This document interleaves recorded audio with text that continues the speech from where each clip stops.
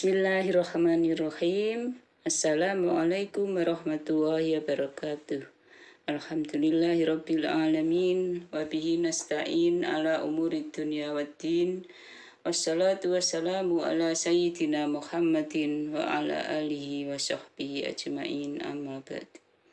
Alhamdulillah, pada kegiatan TDI pagi ini kita akan membahas tema terkait dengan surat Al-Ma'un, yaitu dengan judul Tadabbur Surat Al-Ma'un.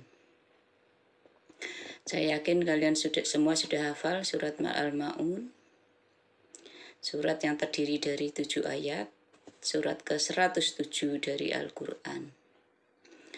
Surat Al-Ma'un ini menurut jumhur ulama merupakan surat Makkiyah, akan tetapi sebagian ulama yaitu Ibnu Abbas dan Qatadah mengatakan bahwa surat ini termasuk surat Madaniyah, yaitu surat yang turun di kota Madaniyah.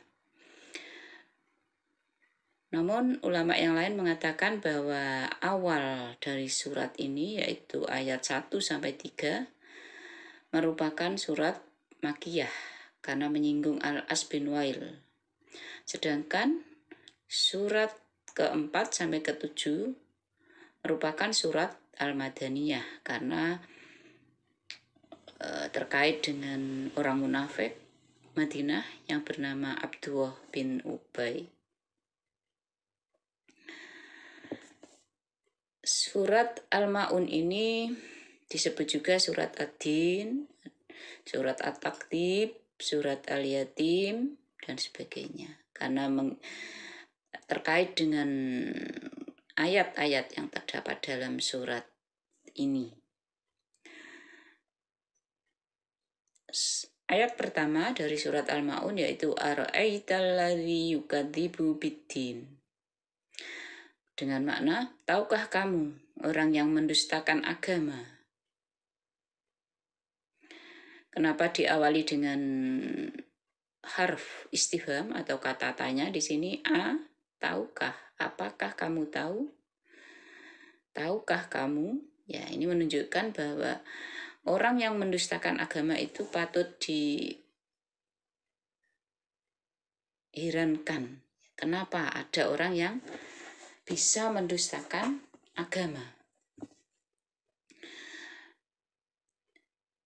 Para mufasir menafsirkan ad-din ini mendustakan agama dengan makna mendustakan hari pembalasan, mendustakan yaumul hisab, hari dihisab, hari berkumpul di padang mahsyar, dan sebagainya.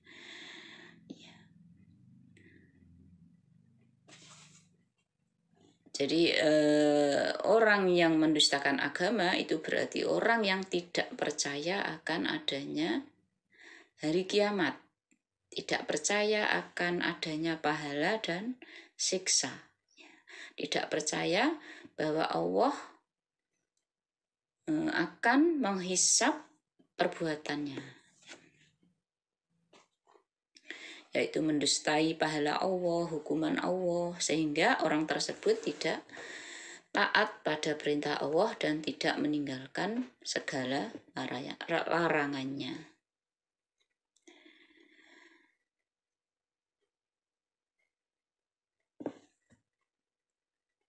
Hal ini dibuktikan dari pernyataan mereka yang terdapat pada Quran surat Al-Waqiah ayat 47. A'udzu billahi minasyaitonir rajim. Bismillahirrahmanirrahim. A'idza mitna wa kunna turaba wa idzaman a inna lamab'utsun. Apakah apabila kami mati dan menjadi tanah dan tulang belulang, apakah sesungguhnya kami benar-benar akan dibangkitkan kembali? Ya, ini pernyataan mereka yang menunjukkan bahwa mereka tidak percaya kepada hari kebangkitan atau hari kiamat. Dalam surat Yasin ayat ke-78, di sini mereka juga berkata, Mayyuhyil idhoma wa hiya ramim. Siapakah yang dapat menghidupkan tulang belulang yang telah hancur luluh?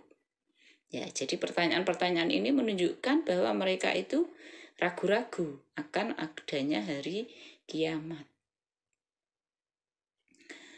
Ayat kedua, siapakah orang yang mendustakan agama tadi? Fadzalikal ladzi yad'ul yatim, yaitu orang-orang yang menghardik anak yatim, tidak menyayangi anak yatim, tidak mau melindungi anak yatim.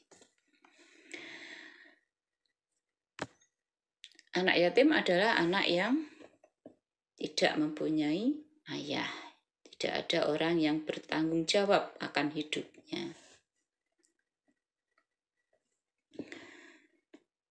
Beberapa makna tentang kata yadu'u ini disebutkan oleh para mufasir. Ada yang mengatakan yadu'u bermakna menolak, menghardik, meremehkan, menunda-nunda, dan sebagainya.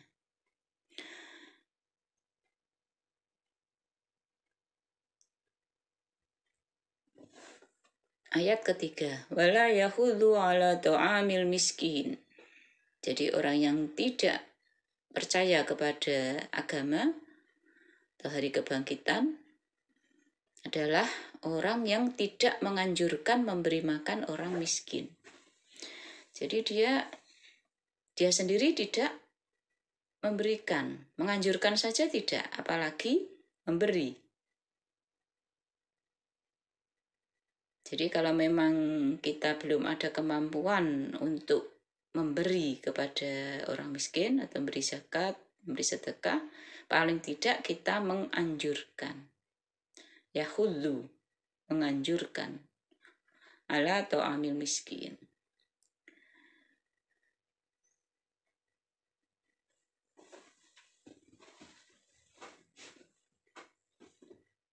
Kata al-miskin dalam lisanul Arab diartikan dengan kondisi di mana seseorang dalam keadaan rendah, hina, terkalahkan, dan dipaksa atau terpaksa. Sedangkan menurut Ibnu Katsir, kata miskin sama dengan al-fakir, yaitu seseorang yang tidak punya sesuatu apapun untuk mencukupi biaya hidupnya.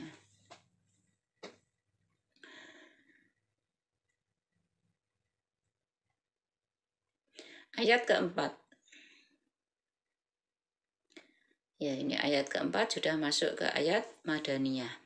Fawailul lil musallin, maka kecelakaanlah bagi orang-orang yang sholat. Ya, ini jangan berhenti sampai di sini. Ini ada lanjutannya, orang yang bagaimana yang celaka, orang sholat yang bagaimana. Di dalam lisan Al-Arab dijelaskan bahwa ada 3 pendapat mengenai kata wail. Pertama, menurut Ibnu Mas'ud, wail adalah nama salah satu jurang di neraka jahanam. Ya, jadi nama jurang. Di neraka itu kan ada jurang-jurang ya. Itu salah satu jurang di neraka jahanam diberi nama wail. Kedua, menurut Al-Kilabi, wail adalah azab yang sangat kuat, yang sangat pedih. Menurut Al-Farra, kata wail ditujukan untuk setan. Artinya kesusahan untuk setan, celaka, kesusahan untuk setan. Ya, jadi orang-orang sholat yang bagaimanakah yang akan dimasukkan ke dalam neraka wail ini?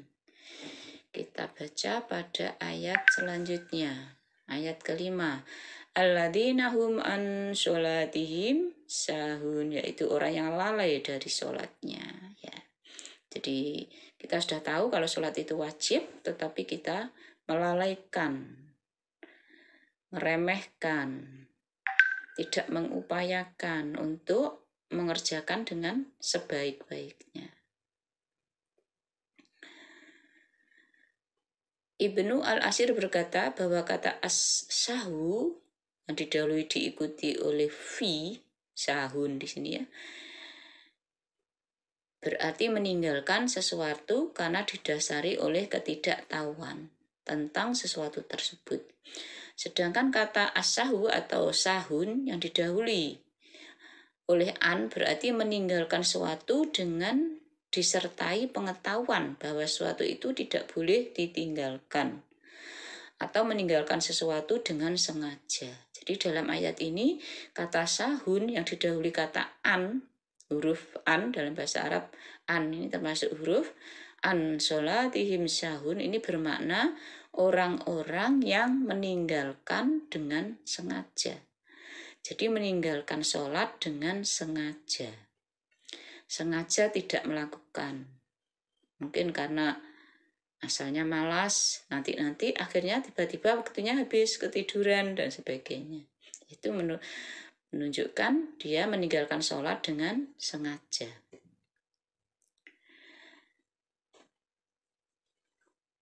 Atau di sini menurut Al-Qurtubi, orang yang mengerjakan sholat, tetapi dia merasakan bahwa sholat itu bukan merupakan sesuatu yang wajib. Jadi dia itu tidak ada perasaan takut kalau sholatnya tidak diterima oleh Allah. Jadi kurang ada upaya untuk sungguh-sungguh khusyuk dalam sholatnya. Ya, jadi bermacam-macam pengertian sahun di sini. Ada yang mengatakan mengakhirkan sholat dari waktunya, ya.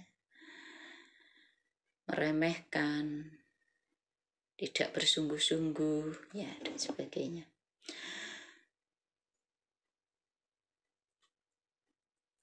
Menurut Al-Hasan Al-Basri, meremehkan sholat atau sahun ini bermakna meninggalkan masjid, meninggalkan sholat di masjid. Ya, ini lebih berhati-hati ya. Jadi kalau seorang muslim hatinya tidak berpaut kepada masjid, ini menurut Al-Hasan Al-Basri, bahwa ia termasuk di dalam kategori sahun.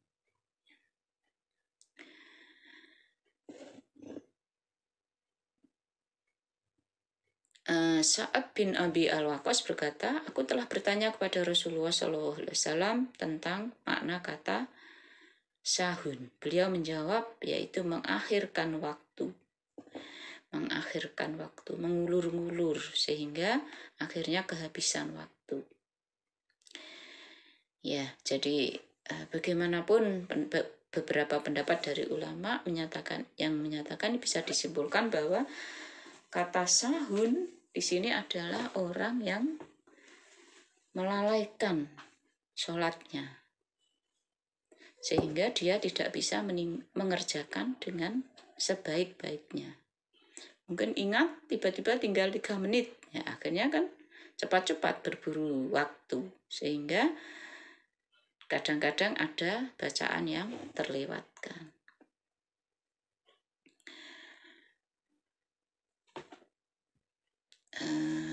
Pendapat lain yaitu At-Tabari mengatakan bahwa sahun ini mempunyai makna memalingkan perhatian, melupakan, melalaikan sholat, dan menyibukkan diri dengan urusan-urusan selain sholat.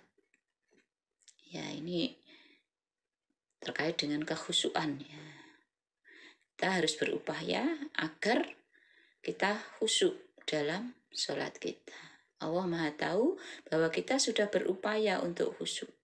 Kita ada upaya, ada usaha. Dengan cara apa? Antara lain sebelum sholat kita baca ta'awud. A'udzubillahi minasyaitonirrajim. Allahumma inni a'udzubika min hamazatis syayatin wa a'udzubika Rabbi ayahdurun. Jadi kita berlindung kepada Allah agar tidak didatangi syaitan ketika kita sedang sholat. Itu upaya pertama. Upaya kedua adalah ya kita berupaya untuk memahami maknanya. Dengan memahami maknanya kita agar lebih terfokus gitu ya. Konsentrasi kita agak fokus karena kita tahu maknanya. Surat Al-Fatihah maknanya apa? Doa sujud maknanya apa misalnya.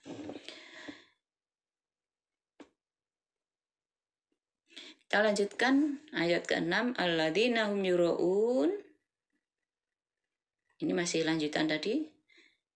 Orang-orang sholat tapi berbuat riya. Jadi dia itu tidak ikhlas hanya karena Allah, tapi karena ingin dilihat orang lain manusia, karena ada sesuatu yang dikejar dengan melaksanakan sholat itu.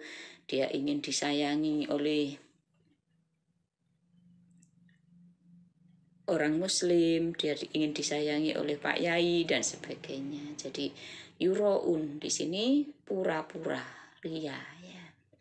Pada zaman Rasulullah SAW ada sekelompok orang, yaitu orang munafik yang sholat karena suatu kepentingan, yaitu ia ingin dilindungi, ya, karena ingin mendapat perlindungan dari pihak muslimin. Ya. Itu terkait dengan orang munafik yang ada di kota Madinah. Suatu ketika orang munafik itu sholat, ya, kan tetapi sholatnya itu sudah di ujung waktu. Maka Nabi bersabda, tilka sholatul munafik, sampai 3 kali.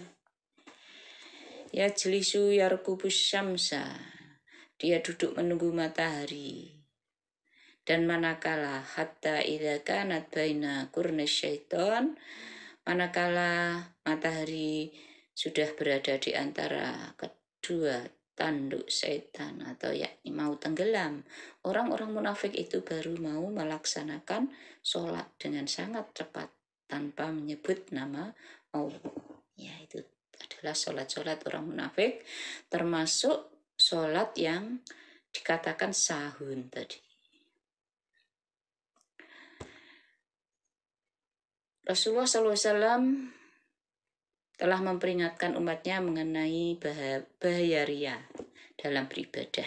Ya, tidak hanya sholat, tapi orang yang beribadah tapi tidak ikhlas. Ya, ini diperingatkan bahwa mereka akan masuk neraka jahanam. Ya, karena kita beribadah itu harus karena Allah lillahi ta'ala. Kalau kita beribadah karena yang lain, kita sama saja dengan menyekutukan Allah. Karena itu Nabi mengancam dengan neraka jahanam. Sesungguhnya di dalam neraka jahanam benar-benar terdapat sebuah lembah yang neraka jahanam sendiri meminta perlindungan kepada Allah dari keganasan lembah itu. Setiap harinya sebanyak 400 kali lembah itu disediakan bagi orang-orang yang pamer, yang hafal kitabuh dan suka bersedekah, tetapi bukan karena zat Allah. Dan juga bagi orang yang berhaji ke Baitullah dan orang yang keluar untuk berjihad, tetapi bukan karena Allah.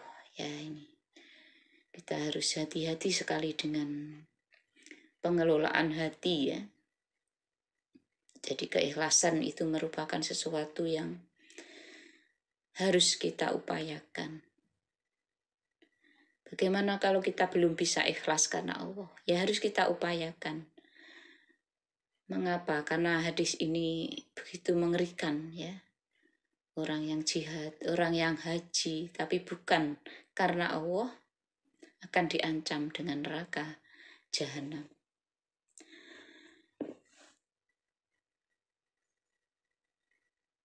Ayat ke-7, yaitu ayat yang terakhir. Wa yamna'unal ma'un. Orang yang melarang atau tidak menganjurkan memberikan barang-barang yang berguna. Ya, al-ma'un. Pengertian surat al-ma'un, kata al-ma'un di sini bisa berkembang sesuai dengan zaman ya. Kalau zaman dulu al-ma'un pada masyarakat Arab itu terutama terkait dengan air dan alat-alat yang digunakan untuk mengambil air.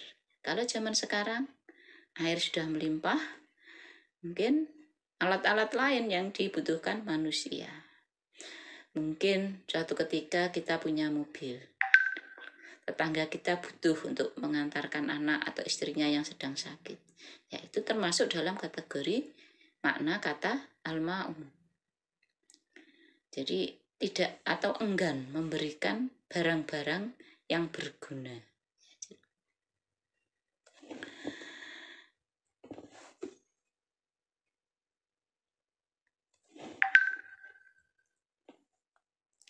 Sekarang kita simpulkan intisari dari surat Al-Ma'un itu.